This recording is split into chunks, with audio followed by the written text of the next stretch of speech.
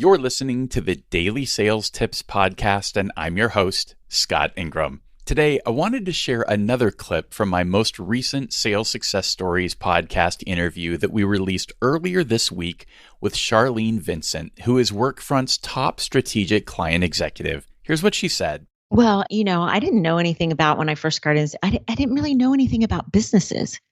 I was being taught, here's the product, here's the feature, here's the benefit, sell the sizzle, not the steak, that kind of thing. I really wasn't being taught about the business. It was just, I was being taught how to go sell my product and what pains it solved, make someone sicker than they are so that you can heal them, those kind of things.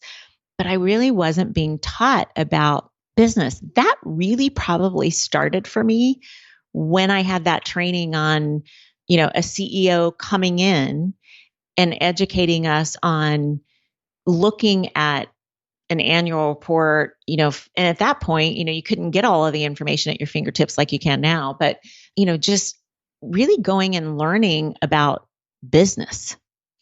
At 22, right out of college in a sales job, you probably don't know a whole lot about it. They don't teach a whole lot about it in college. At least they didn't when I went, So unless you've gone on and gotten your MBA, you start to, I think, probably get more experience. For me, it was just life experience with that too, is starting to understand, something happened in their business or is happening in their business, which is driving why my product may or may not be a fit. And then leveraging that and understanding why that's going to be important to that executive, because you understand his business. I listened to Trong. He said, you've got to know their business better than they almost know it. That's probably, I think, the hardest thing about being an enterprise or a strategic account rep. It's really going in there and saying, how can I get in here and how can I learn this so that I bring value? Because most of them only want to meet with you if you're there to, one, tell them something that they didn't know.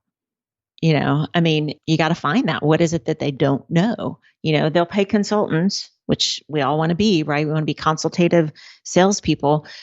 When you can provide an offer and tell them something that they don't know, or give them something they didn't know they needed, or maybe they knew they needed it, but they didn't have the powerful why about, the benefit or the impact or the outcome that was going to give them.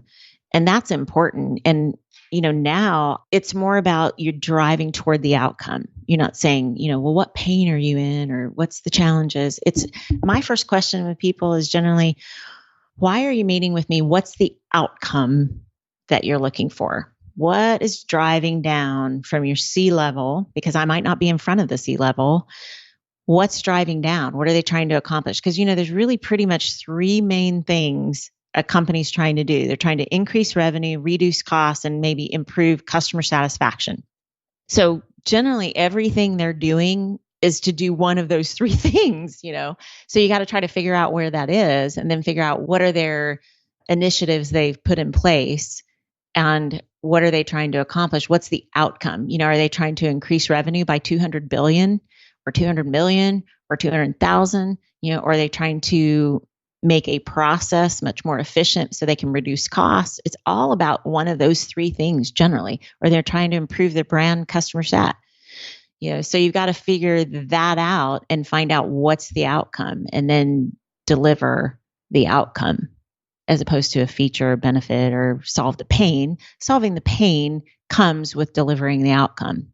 This clip has really got me thinking. We talk a lot about sales tips on this show, obviously, but part of being great at B2B sales is understanding business as well. I'm thinking about putting together a webinar or another resource to talk about how to read an annual report or 10K from a sales perspective. If that would be of interest, would you send me a note to scott@top1.fm and let me know? That'll also help remind me to actually do it if there's enough interest. And as always, you'll find more at DailySales.Tips/495.